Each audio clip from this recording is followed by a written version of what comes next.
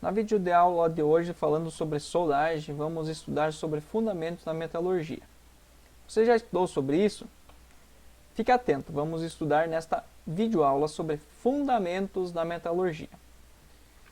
Então essa videoaula está dividida em alguns tópicos: a introdução, relação estrutura e propriedades dos materiais, níveis estruturais, microestrutura dos aços, fase e estrutura do aço resfriando lentamente, fases mais estáveis e diagramas de transformação, elementos de liga, mecanismos de aumento de resistência mecânica, fluxo de calor, macroestrutura da solda por fusão, que é o nosso caso, que a gente vai estudar sobre os processos. Em outras videoaulas eu vou apresentar os processos de soldagem por fusão, características da zona fundida, características da poça de fusão, solidificação da poça de fusão, formação da estrutura secundária em um processo de solda, características da zona termicamente afetada e as referências utilizadas nesta apresentação.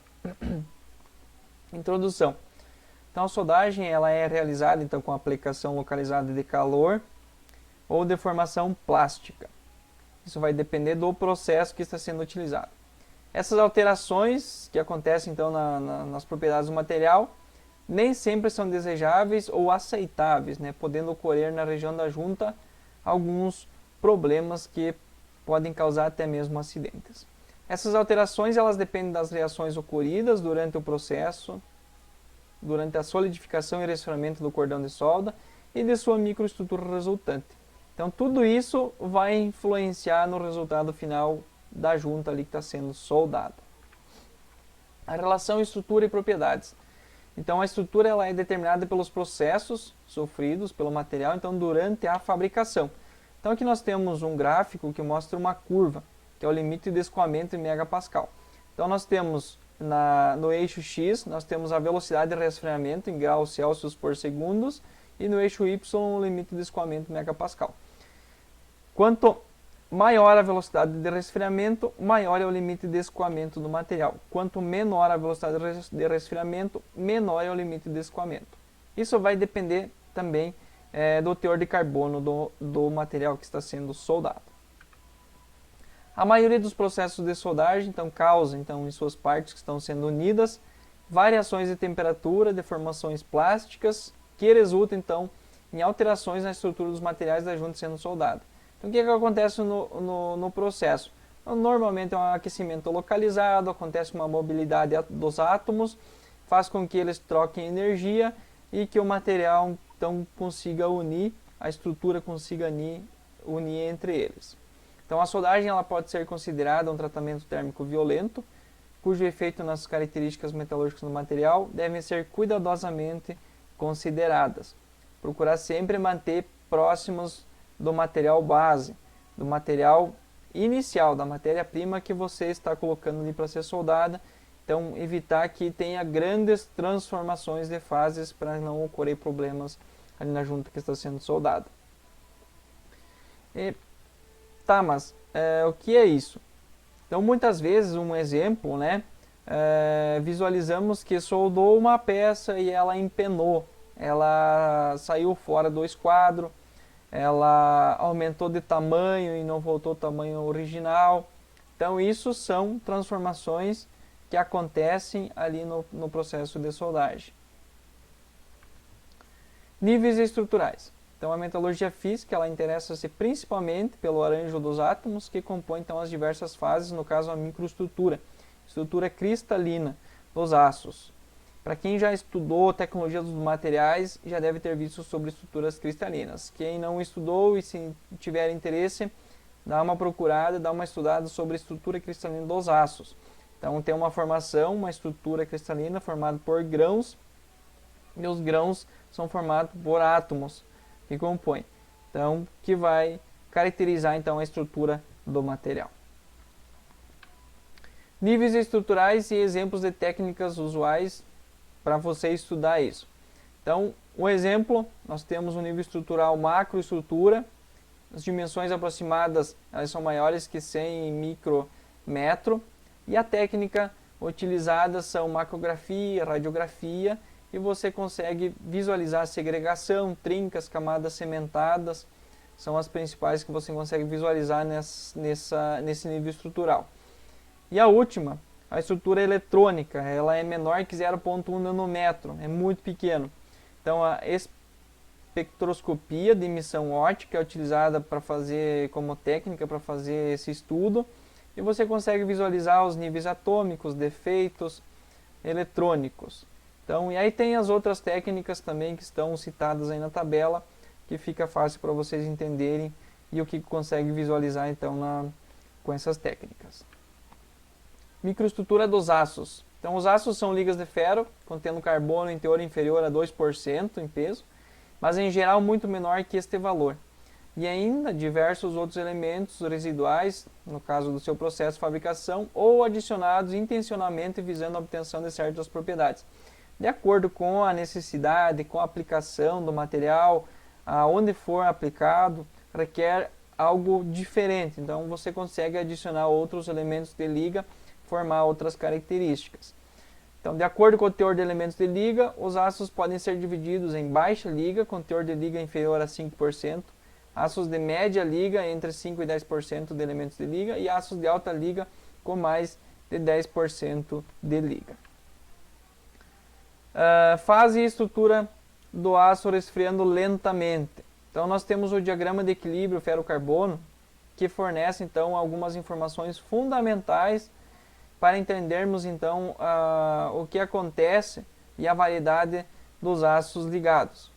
Então também vocês devem ter, quem já estudou tecnologia dos materiais já deve ter estudado isso em tecnologia dos materiais. Se não, pode pesquisar sobre o diagrama ferro-carbono, que você vai conseguir entender um pouco melhor. Então no diagrama ferro-carbono, resumindo, ele está dividido em estado líquido, estado sólido, a austenita, a ferrita, que aí nós temos o alfa e o delta, e a cementita, que é a outro componente ali no diagrama. Então aqui nós temos o diagrama, nós temos a formação do diagrama, que está dividido aqui em suas fases que eu acabei mencionando para vocês. Então nós temos aqui, nós temos a ferrita mais cementita, né, está aqui a formação dela, até essa temperatura aqui aproximadamente 723 graus Celsius. Aí aqui nós já temos a ferrita mais austenita, começando a formação de austenita. Isso vai depender do teor de carbono no caso. Aqui nós temos a composição e aqui nós temos a temperatura em graus Celsius. Então, para um aço de 0,8, então não vai ter essa parte aqui de ferrita mais austenita. Aqui passou dos 723 graus a temperatura, então ele já vai para a austenita, que é toda essa região aqui conhecida como austenita. Então, dependendo do tipo e a quantidade de carbono que o material tem, então vai caracterizar as mudanças de fase. Então, o aço, no caso, utilizando um processo de soldagem, ele parte do ponto inicial, de uma temperatura ambiente, e vai até ficar em estado líquido para conseguir fazer a junção no material. Então, dependendo do teor de carbono, vai caracterizar as mudanças de fase. Fases e estrutura do aço resfriando lentamente. Então, a ferrita ela é essencialmente puro ferro, com estrutura cristalina cúbica de corpo centrado, que é o CCC, que quem já estudou estrutura cristalina já deve ter visto falar, cúbica de corpo centrado. A cementita ela é um carbono de ferro de estrutura ortorrômbica, e estas duas seriam as fases existentes então, no aço carbono abaixo de 727 graus Celsius, que eu acabei de mostrar para vocês ali no diagrama. E para temperaturas mais elevadas, acima da linha GSE, que é a linha dos 727 graus, o ferro existe em uma outra estrutura cristalina, cúbica de face centrada, que é a austenita, e ela é capaz de dissolver maiores quantidades de carbono. No resfriamento, então, a austenita ela se torna instável, abaixo da linha dos 727 graus, e começa a se transformar em ferrita, que aços com aços de menos de 0,8% de carbono, ou em cementita, aços com teor de carbono superior a 0,8%. Abaixo dos 727 graus, a austenita remanescente transforma-se diretamente em uma mistura de ferrita e cementita, conhecida como reação eutenoide. Quando essa velocidade de resfriamento ela é suficientemente baixa, essa mistura formada tem um arranjo característico de camadas ou lamelas, alternadas de ferrita e cementita, formando um outro constituinte típico de aços que é denominado de perlita. Além disso, um aço com teor de carbono inferior a 0,8%, o hipoeutenoide, resfriando lentamente, teria uma microestrutura de ferrita e perlita. Um aço com mais de 0,8% de carbono, aço hipereutenoide, seria formado por cementita e perlita. E um aço com 0,8% de carbono, eutetoide, seria formado somente por perlita. Então, aí só para conseguirem distinguir, então, de acordo com o teor de carbono, de acordo com a temperatura, que característica, que fase que o material vai permanecer. A ferrita, ela é macia, dúctil e tenaz, então ela consegue trabalhar com mais facilidade com ela. A cementita, ela é extremamente dura e frágil, e a perlita apresenta uma dureza relativamente elevada e uma baixa tenacidade. Quando, no caso, a velocidade do resfriamento aumenta, a temperatura na qual a austenita começa a se transformar torna-se menor. Menores temperaturas de transformação implicam menor mobilidade atômica, levando a maior dificuldade de separação dos átomos de ferro e de carbono, para a formação, no caso da ferrita, do carboneto de ferro, nas camadas características da perlita. Além disso, se adicionar elementos de liga, no caso na presença de elementos de liga, o aço também tende a dificultar a formação da perlita, sendo necessária uma redistribuição de um maior número de elementos químicos. Então, para uma temperatura e transformação suficientemente baixa, em torno de 500 graus ou menos, então a estrutura lamelar típica da perlita não é mais formada, podendo aparecer no aço um novo constituinte, no caso a bainita, formado por grãos alongados de ferrita com uma fina dispersão de carbonetos. A bainita tende a conferir uma elevada resistência mecânica ao aço e, em algumas situações, permite uma boa manutenção e uma boa tenacidade. Então, está aí toda a explicação no caso do diagrama ferro-carbono, dependendo do teor de carbono e a temperatura que você utilizar ali no processo, em que fase que o material vai permanecer. Para a velocidade de resfriamento suficientemente elevadas, no caso, a reação eutetoide é inibida e uma nova fase, conhecida como martensita, pode ser formada. Ela apresenta uma elevada dureza, que aumenta fortemente com o seu teor de carbono. No caso, quanto maior o teor de carbono, maior vai ser a dureza. Porém, ela vai ser extremamente frágil, vai ser bastante quebradiça. Então, dependendo, por exemplo, um material muito duro, se eu for aplicar um calor, for fazer uma soldagem, dependendo ali das características das variáveis que estou utilizando, da forma de resfriamento, o material trinca. Então, acaba a solda, muitas vezes nem terminou ainda de fazer o cordão, já vai abrindo uma trinca, por causa do material que ele é muito frágil. Então, daí tem que observar o tipo de consumível a ser utilizado e se esse material você consegue soldar ele. Um exemplo de um material muito frágil é o ferro fundido. Então, o ferro fundido ele requer que você faça um pré-aquecimento, para que não tenha um grande choque térmico na hora de fazer a soldagem, porque ele é muito duro, porém ele é frágil. Então, muitas vezes, se não fizer esse pré-aquecimento, na maioria das vezes, você vai soldando e ele já vai abrindo uma trinca. Então, esses cuidados, essas informações precisam ser levados em consideração na hora de você realizar a soldagem. Então, aqui nós temos, com velocidades de resfriamento maiores, a formação da microestrutura. Então, nós temos uma esferoidita, a ferrita mais perlita, a ferrita mais perlita com um grão menor e a martensita. Olhando para essas imagens, no seu ponto de vista, qual desses materiais seriam mais frágeis, com mais facilidade de acontecer rupturas. Lógico, devem ser levados em consideração na observação o tipo do grão.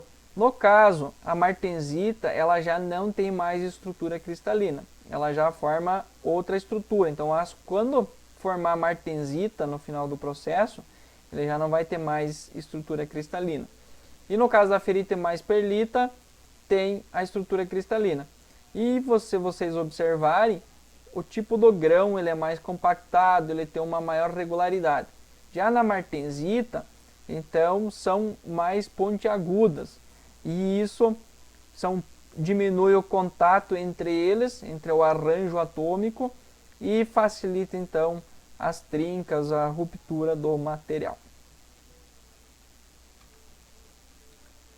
Quanto menor a temperatura de transformação e maior o teor de carbono, mais dura e frágil é a microestrutura. Na soldagem por fusão, então a velocidade de resfriamento varia com a energia cedida durante a soldagem por unidade de comprimento da solda, com a temperatura inicial da peça e com sua espessura e geometria. Este fato é muito importante, pois pode limitar a faixa de energia utilizável na soldagem de um componente de aço, em que se necessita uma alta tenacidade. A microestrutura, então, formada em função da velocidade do resfriamento, pode ser obtida a partir de diagramas de transformação deste aço. No caso, são as curvas, os diagramas TTT, ou para a transformação durante o resfriamento contínuo, diagramas TRC. Essas curvas também são estudadas em tecnologia dos materiais. Para um maior aprofundamento, você pode estar consultando esses materiais.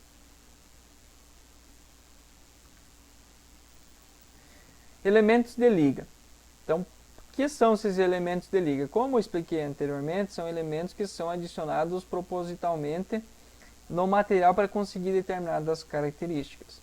Então, a adição balanceada de elementos de liga permite a obtenção de uma variedade de tipos de aços com diferentes propriedades mecânicas, químicas, magnéticas, elétricas e térmicas.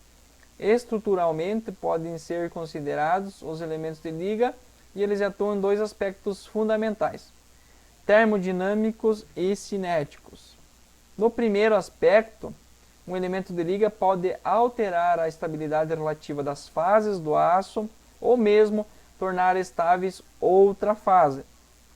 A maioria dos elementos de liga reduz a velocidade de transformação da austenita ou aumenta a sua temperabilidade. Vai depender do tipo do elemento de liga. Este efeito ele pode ser diferente para os diferentes constituintes. Assim, a adição de elementos de liga pode favorecer então a formação de um constituinte em prejuízo de outro.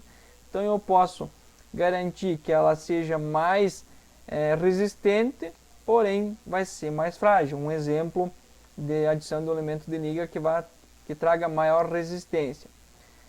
Ao entrar então em uma solução sólida, em uma fase, um elemento de liga pode alterar as propriedades desta fase. A resistência mecânica em geral aumenta e sua ductilidade diminui.